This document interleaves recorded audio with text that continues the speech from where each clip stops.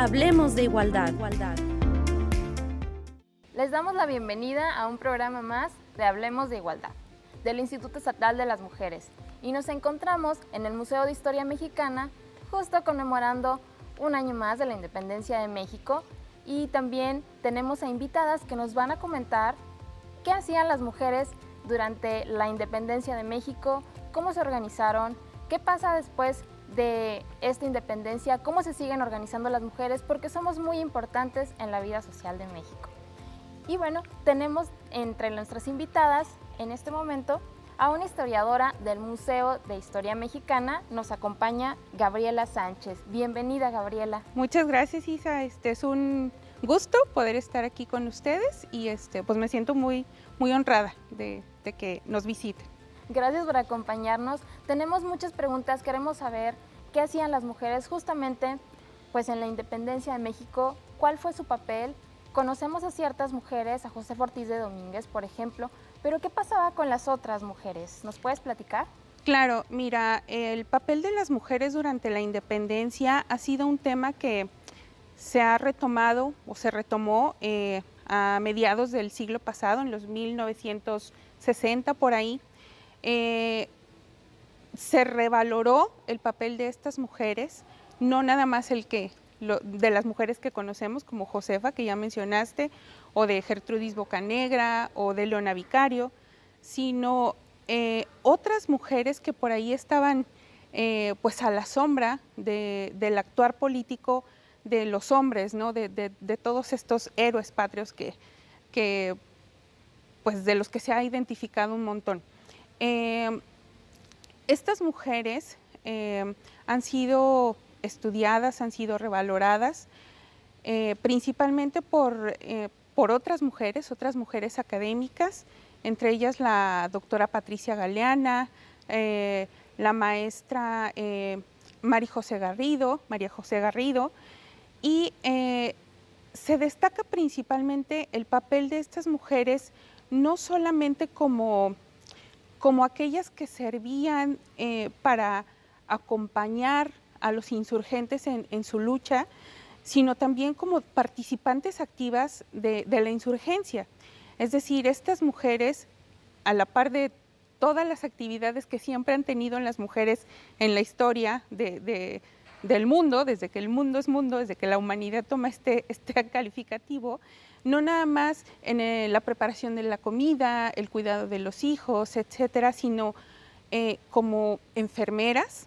Incluso hay por ahí algunas que son soldadas, así, o sea, son soldados, participan en las reyertas, en las revueltas de la insurgencia, y algunas tienen el importante papel de ser las responsables de llevar el correo, es decir, el correo entendido en este sentido de los mensajes, para hacerles partícipes a otros insurgentes de cómo va siendo el levantamiento armado en las diferentes pues, partes del país. Entonces es muy importante destacar, por supuesto, el papel de estas mujeres, como te digo, no nada más como acompañantes, sino como partícipes propiamente de la lucha independentista. Gabriela, ¿y estas mujeres, pues, quiénes eran? ¿De qué clase eran? Sabemos que en ese momento también México tenía una división de clases, de razas. ¿Cómo era entonces esta mujer de la independencia en este México de los 1800 que se involucra en esta insurgencia, ¿no? Son de todas clases. Acordémonos que, bueno, así como tú lo mencionas, hay una sociedad muy dividida.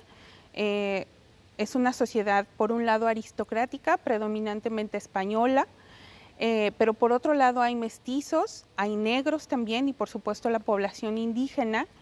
Entonces, estas mujeres, digamos que las que han tenido cierta relevancia, bueno, pues son de las que conocemos, pues pertenecen a la clase aristocrática, de las que ha quedado como memoria, pero hay mujeres, por ejemplo, las hermanas González, en la entidad de Pénjamo, en Guanajuato, que son mujeres que no pertenecen tanto a esta aristocracia, pero que tienen propiedades.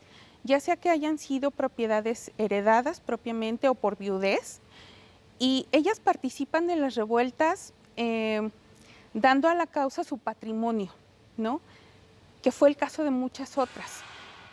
O no solamente dando su patrimonio, sino cuando los realistas, es decir, cuando el ejército español quiere confiscarles su patrimonio, sus casas, sus haciendas, ellas deciden quemarlas para no entregarlas a los realistas, ¿no? Entonces es una ambivalencia de o te otorgo mis bienes a ti, insurgente, para que continúe la lucha, o me deshago de ellos, realista, para que tú no tomes lo que es mío y que pueda servir a tu causa.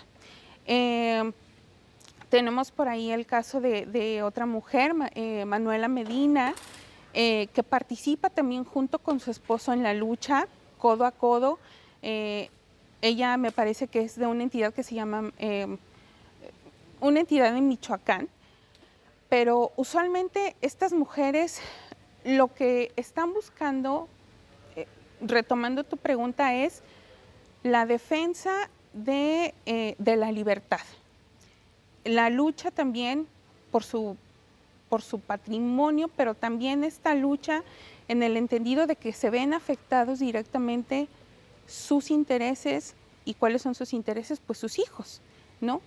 Entonces, pertenecen a muchas clases sociales, pero de las que ha quedado como pues consignado sus hechos, usualmente son mujeres aristocráticas, una clase un poco, digamos, que puede hacerse de ciertos bienes. Vaya, entonces tenemos como a muchas mujeres de muchas clases involucrándose y, por ejemplo, me suena mucho, me resuena mucho que no están en los libros de historia. ¿Por qué no aparecen? ¿Por qué no también tenemos más nombres ahí reflejados en las lecturas? Porque por mucho tiempo se ha desaparecido a las mujeres, se les ha mantenido en la sombra. Como te digo, estos trabajos de recientes fechas, y recientes me refiero a unos 30 años hacia acá, han retomado sobre todo el género epistolar, es decir, la correspondencia donde quedan consignados sus nombres, y por eso de algunas pues tenemos cómo se llamaban, de algunas solamente tenemos nombres, ¿no? Blanca, Mariana, pero quedan consignados pues en estas cartas que algunos insurgentes, bueno, pues se van rolando, sí, se van rotando, y porque finalmente, bueno, por sus actos heroicos quedan testificados. Pero lo cierto es que ahora se ha hecho un gran trabajo de parte de académicas para poder rescatar el papel fundamental que pudieron realizar estas mujeres, y pues bueno, ya será oficio a lo mejor de muchos más historiadores, me incluyo, el poder darles difusión, pues no nada más a las que tenemos en los museos de historia o en los monumentos, ¿no? En calles, en plazas, sino pues a todas las que participaron del movimiento insurgente. Claro que sí. Y porque, bueno, al final la historia que vamos recuperando es la que también se queda en nuestra memoria y nos hace dar pasos hacia adelante, ¿no? Es nuestra referencia. Así es, sí, no nada más por ahí hacerle ceremonias a las ya conocidas, sino refrendar los nombres de todas aquellas pues que quedaron en el olvido. Sí. Y que, por ejemplo, en ese movimiento y en esa coyuntura muy especial, hace tantos años, tantísimos años, finalmente no son eventos tan ajenos, ¿no? Es como México sigue teniendo movimientos sociales y ahí estamos las mujeres, ¿no? Y es como triste no reconocerlos, o sea, ya cae en esa tristeza, ¿no? Pero también el coraje de no reconocerlas como mujeres que participaron y que si no hubiera sido por ellas, tampoco se obtiene la independencia, tampoco es el triunfo de muchos movimientos sociales. Claro, es que la historia de la humanidad no es historia de la humanidad sin la participación de las mujeres. Ni la insurgencia, ni la revolución, ni las guerras de reforma, ni ningún otro levantamiento hubiera sido fructífero sin la participación de las mujeres. Por ahí en unas crónicas dice que cuando los ejércitos insurgentes estaban así, una facción del ejército insurgente estaba a punto de fallecer de hambre, dos hermanas ofrecieron su carne y le dijeron al ejército insurgente, esto puede resultar quizá fuerte, pero les dijeron, bueno, no tienen que comer, tomen de nosotros para poder abastecer al ejército. Obviamente eso no sucedió, ¿verdad? No tomaron de su carne, pero eso les dio impulso. Entonces no es nada más la fuerza de la mano de la mujer la que alienta a los soldados, sino la fuerza en espíritu, el acompañamiento, por supuesto sirviendo incluso para limpiar, para enterrar los cuerpos. Y al enterrar los cuerpos, pues, ¿qué estaba pasando? Que tú veías un campo de batalla y bueno, los soldados podían recobrar la moral para seguir peleando, no ver todos esos caídos. La historia de la humanidad no se concibe sin las mujeres. Muchísimas gracias, Gabriela Sánchez, por estos apuntes tan necesarios, por esta experiencia que también nos compartes, de todo tu conocimiento como historiadora, extraer estos pasajes, resaltar la labor de las mujeres, pues que hemos estado ahí, es súper necesario, muy importante. Al contrario, no, muchas gracias y pues honrados de que estemos ahorita platicando de la historia de las mujeres en un museo de historia. Claro que sí, estamos muy emocionados de estar aquí. Y bueno, vamos a seguir platicando de las mujeres en la independencia, pero primero vamos a una pausa.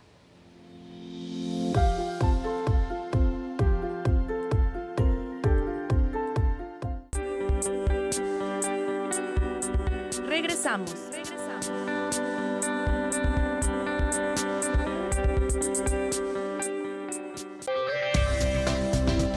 Continuamos.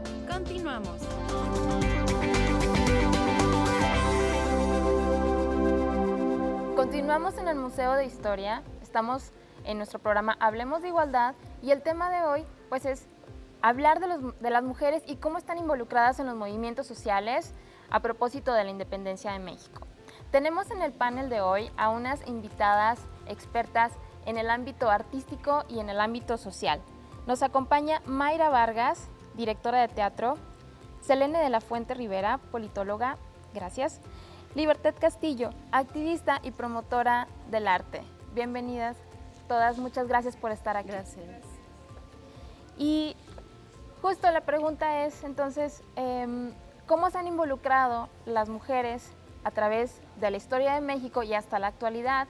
Queremos saber dónde han estado, por qué no aparecen en los libros tantas mujeres, más que algunas cuantas figuras y todo lo demás es hombres. Selene, ¿nos puedes platicar cómo, desde lo que tú conoces, se han involucrado a las mujeres mexicanas en los movimientos sociales?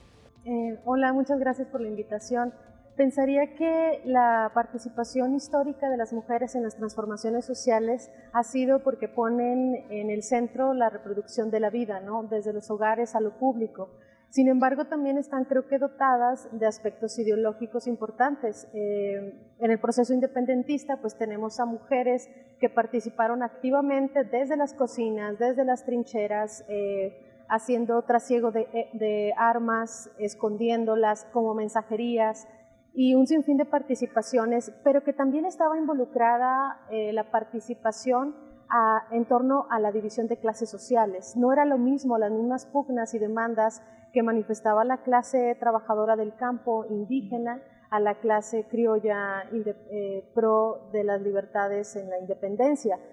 Consideraría que ha sido una participación a partir de las propias demandas, ¿no? Por un lado, las sufragistas poniendo como tela de trabajo las condiciones de igualdad ante la ley, políticas como derechos políticos, pero más adelante vamos a ver, por ejemplo, manifestaciones de mujeres políticas revolucionarias en los años 60 y 70, bueno, en la revolución y después en los años 60 y 70, que ponen en la agenda política otros derechos que están por alcanzarse, ¿no? Y justo también creo que hay otras mujeres en este proceso que estamos pugnando por otros derechos que están quedando fuera del contrato social colectivo que tenemos como mexicanas.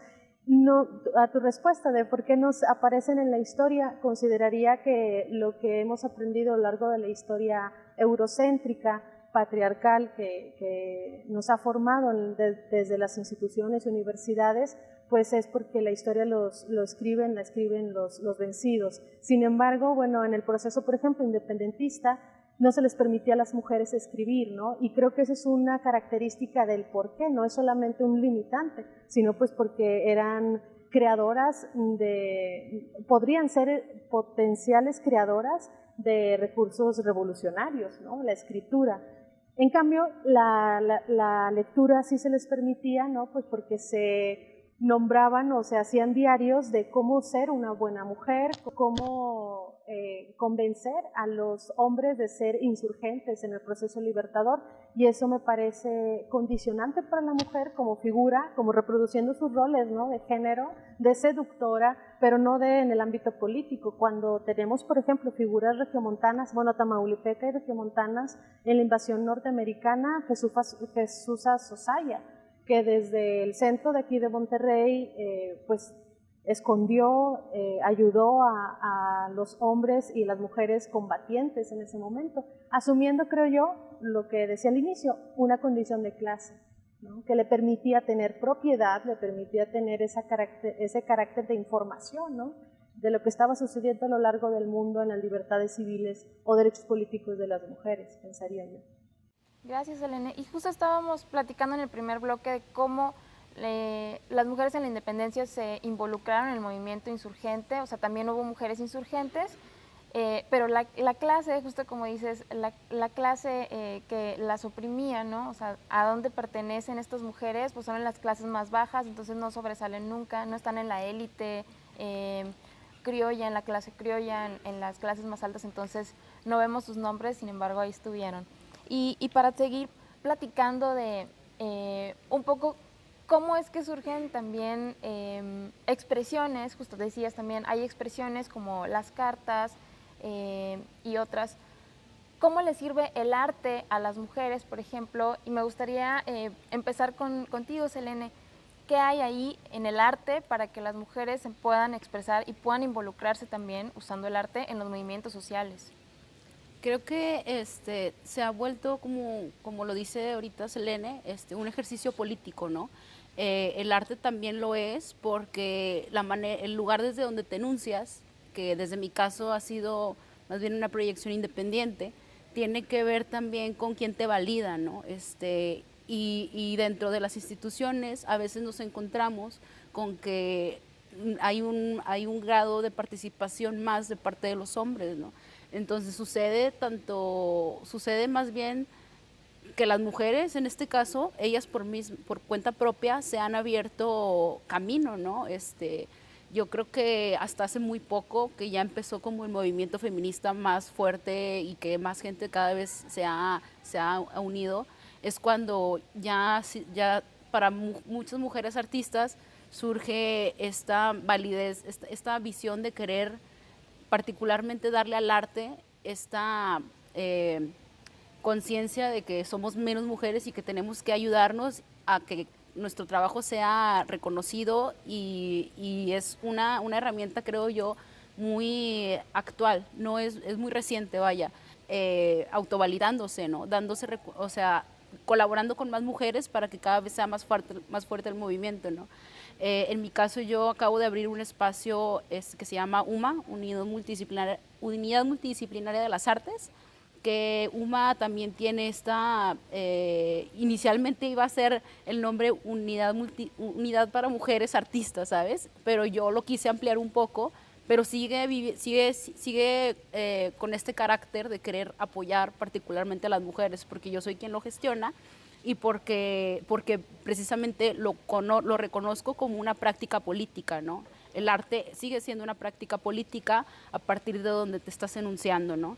Entonces, el espacio tiene relativamente poco, pero muchas de mis conocidas están muy entusiasmadas. Tenemos ahí planeado próximamente hacer actividades precisamente que refuercen este sentimiento de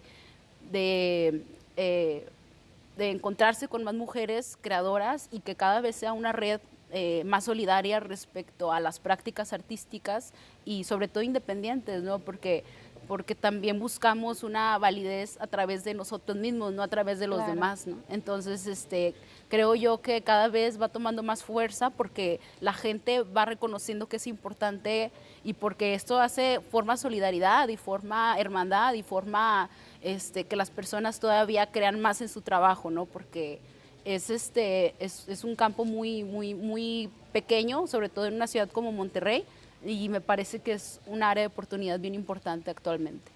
Totalmente, Libertad, totalmente.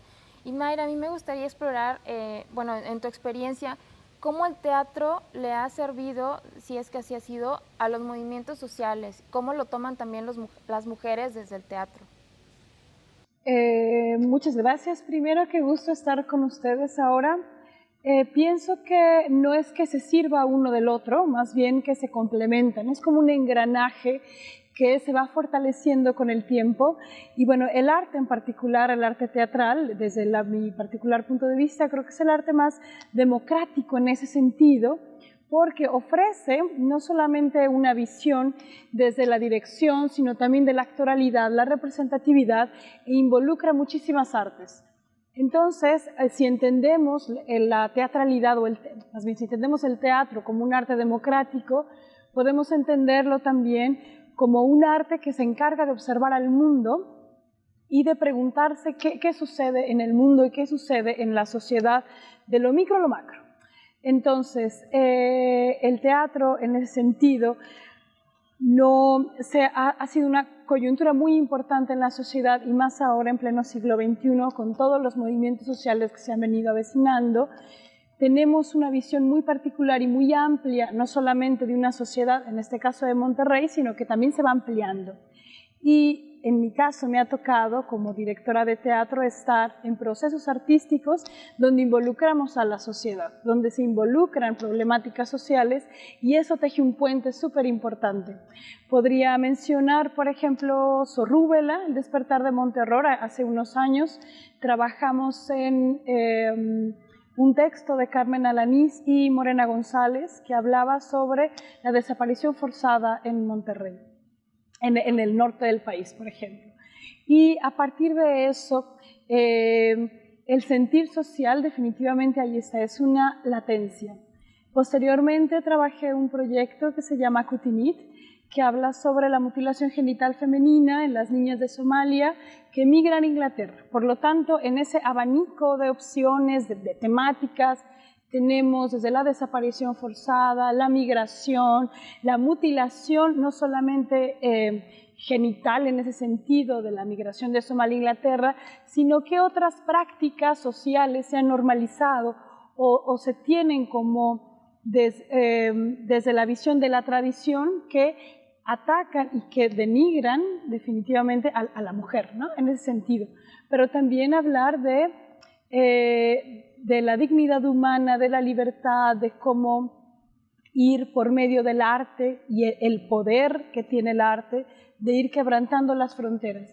En ese sentido me parece súper importante, me parece que debemos de seguir haciendo, debemos de seguir observando el mundo desde ahí. A mí me parece que es una plataforma, incluso la gente que va al teatro, lo que lo hacemos, los que se involucran en otro sentido en el arte teatral, me parece que es un arte democrático que está ahí, que le pertenece al pueblo, a la sociedad y que siempre va a tener un punto de vista muy particular. Creo que desde ahí lo podemos tomar. Gracias, Mayra, coincido totalmente. Es muy importante hablar de esto, de cómo se relacionan los movimientos sociales con el arte y vamos a seguir, pero primero vamos a una pausa. Entonces, regresamos, no van a perderse lo que viene en adelante en esta conversación tan interesante. Regresamos.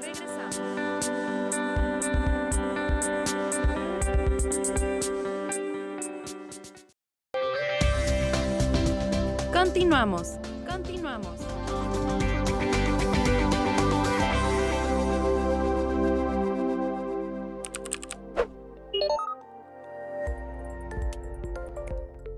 A la de tres. Nombra a los héroes de la independencia. Agustín de Iturbide, Don Miguel de Hidalgo y Costilla, Vicente Guerrero... Oye, ¿y las mujeres?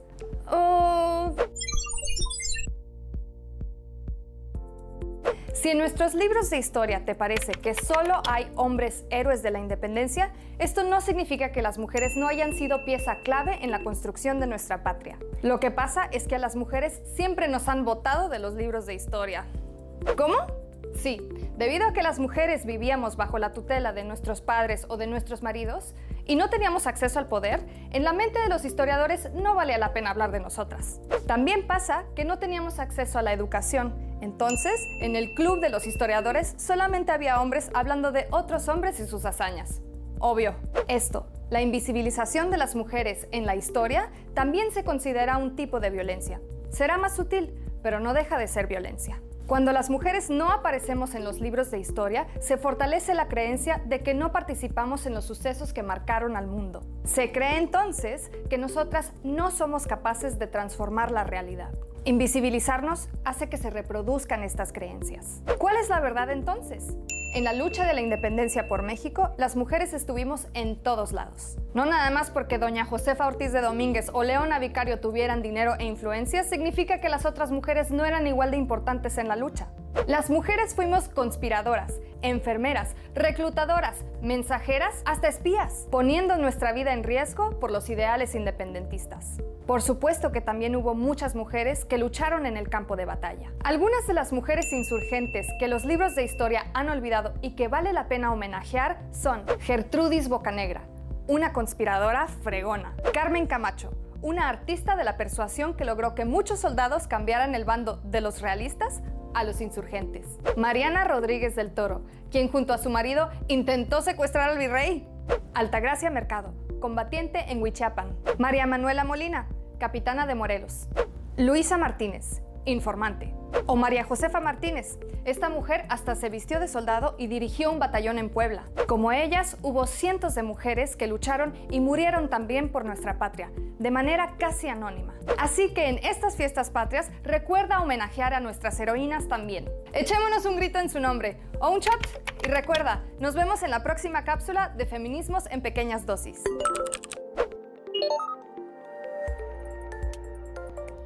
Seguimos en Hablemos de Igualdad. Estamos platicando de cómo el arte también puede ser tomado, puede ir de la mano con los movimientos sociales. Y esto es muy interesante. Selene, también quisiera que nos comentaras más al respecto sobre cómo estas mujeres que se involucran en los movimientos sociales, cómo pueden estar tomando el arte, cómo pueden ser un movimiento social con el arte, estar involucrándose. Creo que pensando en lo que dice Mayra también, las mujeres artistas que están resignificando algunos procesos sociales importantes lo hacen desde la insurrección de su performance, de su manifestación artística, porque es en ese momento donde conecta, pensaría, con la sociedad, con los conflictos sociales. Una parte muy importante es cuando ese arte está dotado de una condición de conciencia política, ¿no? Por el área que yo trabajo, es pensar poner al centro la vida, ¿no? Y creo que las luchas actuales desde el arte, desde la política, desde el activismo, ponen al centro la vida de las personas que a las mujeres se les ha adjudicado el cuidado, ¿no? Desde el hogar, ¿no? Pero cuando sales también al espacio público, bueno, hay algunas barreras, les llaman algunas techos de cristal, suelo resbaloso, pero finalmente son barreras materiales e históricas que han condicionado a la mujer. Con esos elementos que la mujer se ha condicionado históricamente, es que las mujeres, como dice Libertad, pues han tenido que usar esos recursos para resignificar y sobre todo hacer un acto de protesta con su propio cuerpo, con sus propias expresiones artísticas. Y en el caso de las estudiosas del arte o de la escritura, bueno, pues las novelas, que en algún momento fueron incluso prohibidas, ¿no?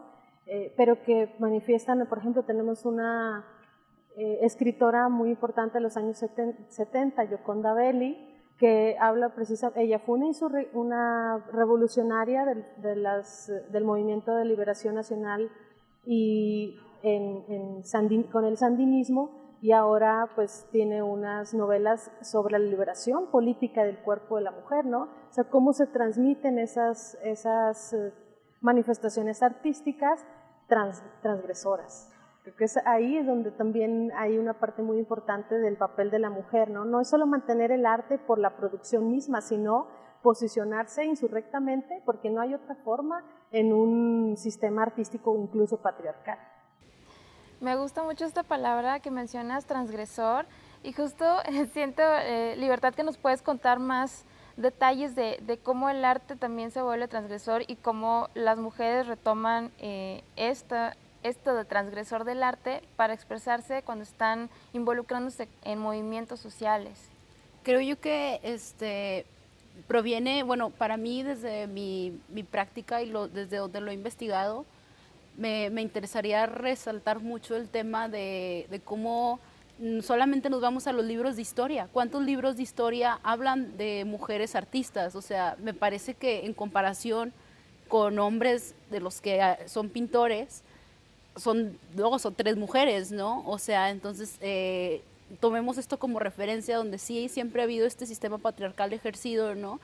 Y me posiciono desde Latinoamérica porque ha sido precisamente una condición tanto política, social, y que sigue estando todavía a través de nuestro modelo neoliberal, permeando, ¿no? una ausencia de la mujer a través de esto, pero por eso las mujeres se levantan, ¿no? Precisamente porque históricamente existen movimientos que, bueno, al menos más en Sudamérica, de manifestaciones artísticas de mujeres, como viene siendo las mujeres de la Plaza de Mayo en Argentina, que son las mujeres, las antecedentes del pañuelo verde, o sea, porque ellas usaban el pañuelo blanco, pero a manera de protestar por que habían fallecido a sus hijos, ¿no? Entonces, la posición de la mujer, a mi parecer, es donde tiene un auge muy importante dentro de la manifestación política, social.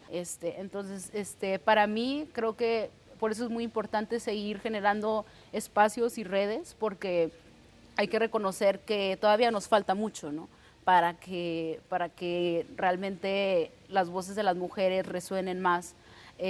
Incluso ahora, ¿no?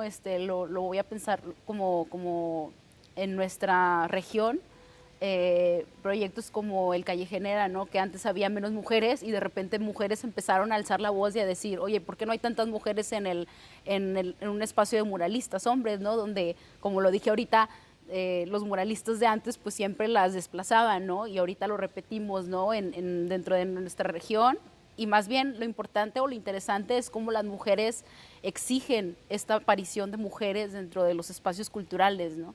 Gracias, Libertad, por supuesto. Y me resuena mucho con lo que dices, una campaña que es realmente un movimiento muy fuerte, que es artistas, no musas, ¿no? Entonces, con esto que dices me viene a la mente. Y justo, Mayra, me gustaría saber, como desde el teatro, también cómo se retoma este sentido como performático de poder hablar. Y nos contabas también de esta obra de Sor Rúbela. Tuve el gran privilegio de verla, amé mucho Sor Rúbela, es teatro local, es con artistas locales y tenía un componente muy fuerte que era hablar de una problemática social.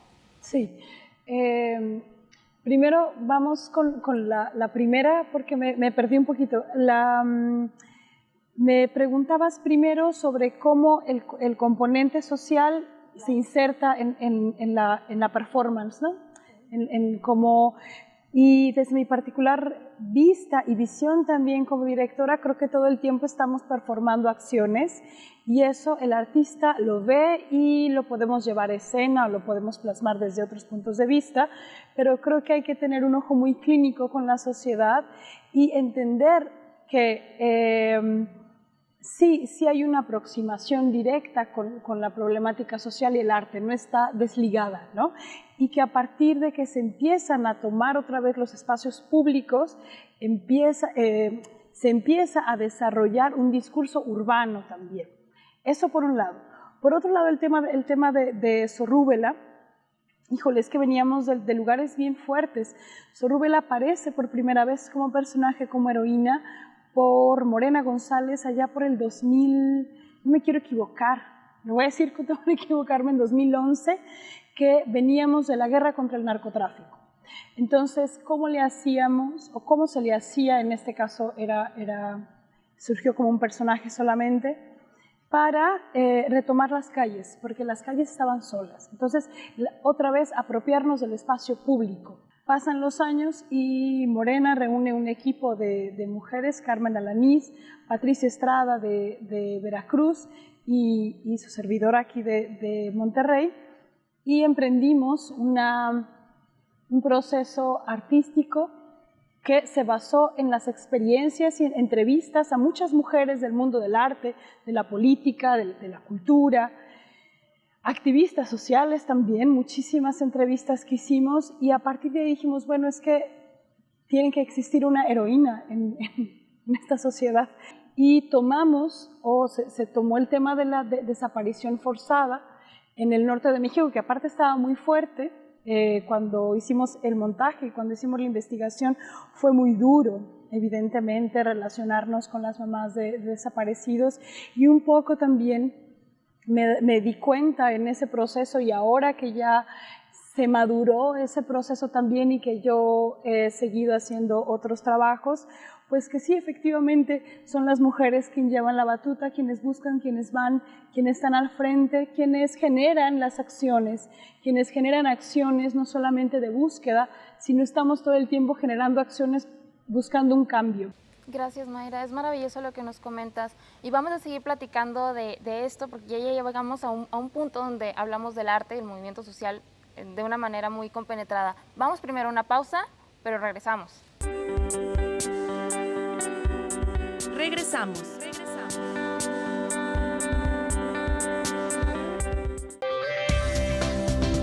Continuamos.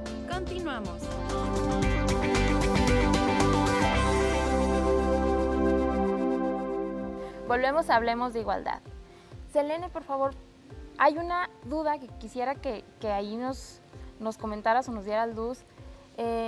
Justo había hablado Mayra de este movimiento que se da con las personas desaparecidas, ¿no? Y empezar a buscarlo, y eso ha sido muy constante a lo largo de la historia de México, pero ahora cobra mucha relevancia, y quisiera saber ahí cómo las mujeres se están involucrando y qué expresiones también artísticas hay para darle voz a este movimiento social.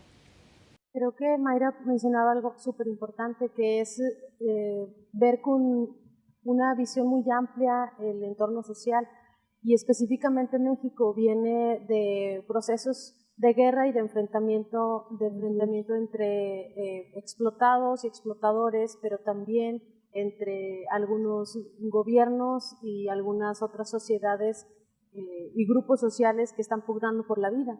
Específicamente del 2006 hacia la fecha hemos estado en una condición, en los primeros 2 sexenios, pues de una guerra declarada a un enemigo que fue creado, la guerra contra el narco, mal llamada guerra contra el narcotráfico, que derivó en lo que ellos llaman, porque no son daños colaterales, son personas, son seres humanos, y a partir de eso, las madres de desaparecidos, tenemos a las abuelas de Plaza de Mayo, pero también a las mujeres que están peleando sus territorios el día de hoy frente a proyectos extractivistas de la Cuarta Transformación. Entonces tenemos ahora sí que un análisis muy amplio que tendríamos que hacer para generar un análisis crítico respecto, bueno, ¿por qué las mujeres están saliendo, poniendo el cuerpo justamente para la defensa de la vida, ¿no?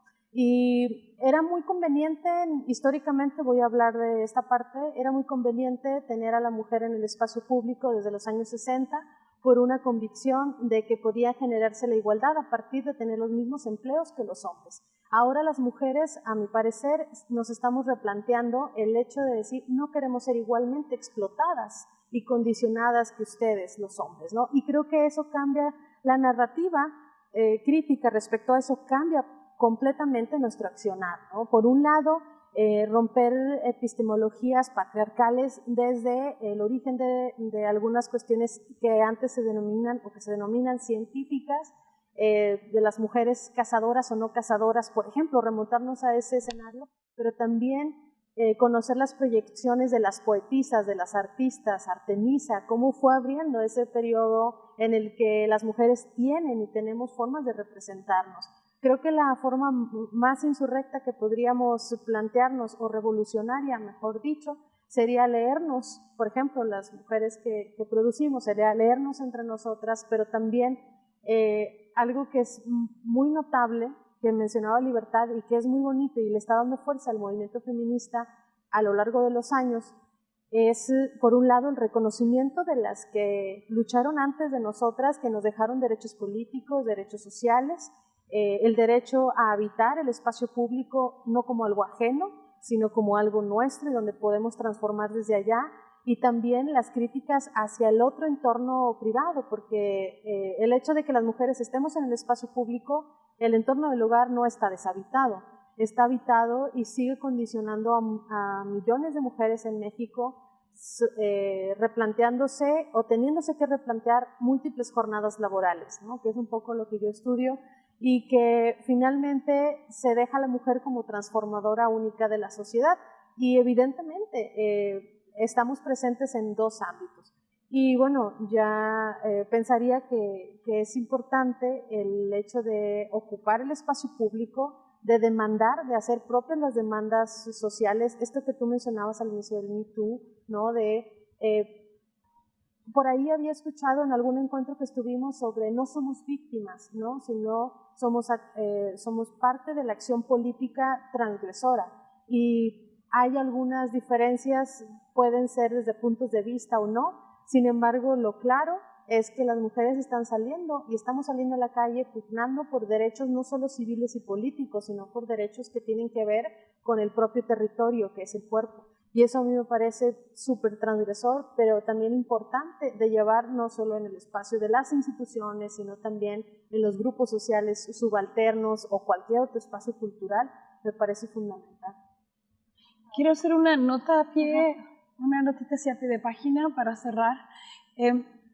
Leí en la mañana que por debajo de Irak está México en la desaparición forzada, en segundo lugar, y abajo de México, América Latina.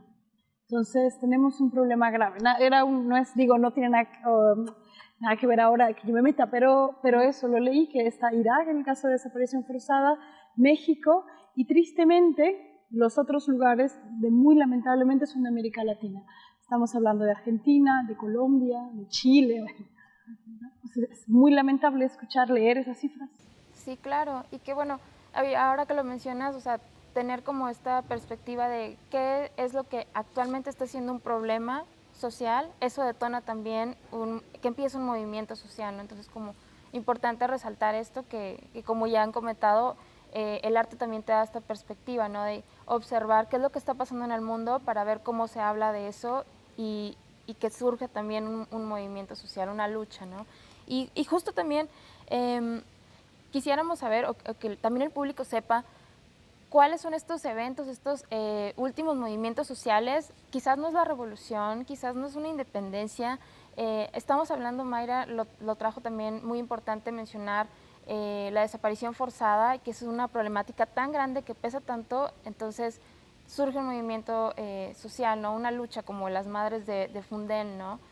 Sí. ¿Y qué más también hay ahí? Creo que a mí me interesa mucho hablar desde el tema de la localidad. Ahorita que comentabas, Selene, justo me viene a la mente un proyecto, ahorita que dijiste, justo tenemos que leernos a nosotras.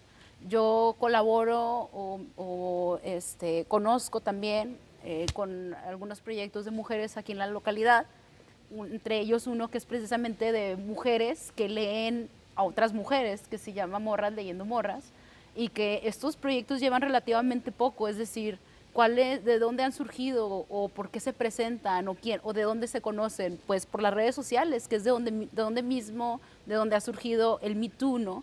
Y creo que sí es una revolución ¿cómo se le dice? Pues virtual, ¿no? Quizás no de armas, pero sí de conocimiento, y donde toda la información que se puede está siendo distribuida para que la mujer cada vez más se empodere de ese conocimiento que existe y de esa posibilidad de crear fuera de las condiciones del patriarcado, ¿no? Me parece que es bien interesante cómo yo, bueno, como promotora cultural, de repente, no sé, de 5 años atrás, bueno, 7 años que yo inicié con este proyecto, pero ponle que 5, 5 años, van surgiendo cada vez más y más y más proyectos culturales y artísticos enunciados solo para mujeres, ¿no? ¿Por qué existe esta demanda, no? Entonces la cuestión, ¿no? Me parece que existe la demanda porque, como lo comenté hace rato, hay un favoritismo, o hay más cantidad de hombres, de hombres en la comunidad artística que son reconocidos que las mujeres, ¿no? Entonces las mujeres, por esta condición de ser desplazadas, piensan en generar espacios precisamente autogestivos, ¿no? Que les den más espacio a otras mujeres, y esto se convierte totalmente en algo pues increíble, ¿no? Porque empodera a otras para que generen lo mismo, ¿no?